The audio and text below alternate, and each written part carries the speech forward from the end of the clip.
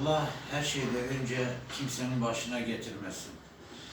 Bu vesileyle İber Evren'le de hepsine de teşekkür ediyorum. Ve hayırsevenlere de binlerce, defalarca ne kadar teşekkür etsem az bile.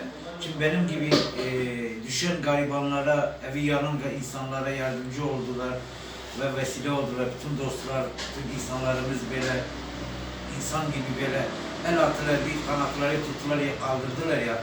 Onlara binlerce teşekkür ederim. Allah 1000 kat razı olsun. İhva Ebrar olarak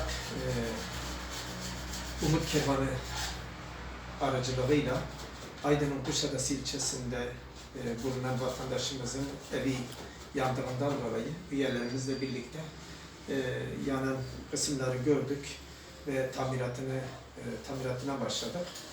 Rabbim bir daha böyle olayları hiçbir vatandaşımızın başına getirmesin.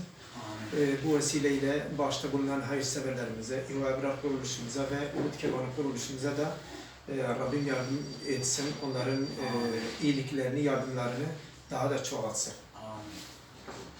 Ve bütün insanlarımıza, hayri seven insanlarımıza Allah onları eksik etmesin. Benim evim yandı, hiçbir şey kalmadı. Bunların sayesinde insanlarımız, herkes bize el attı ve Allah onların hayrını kabul etsin. Rabbim onlardan 1000 kat razı olsun.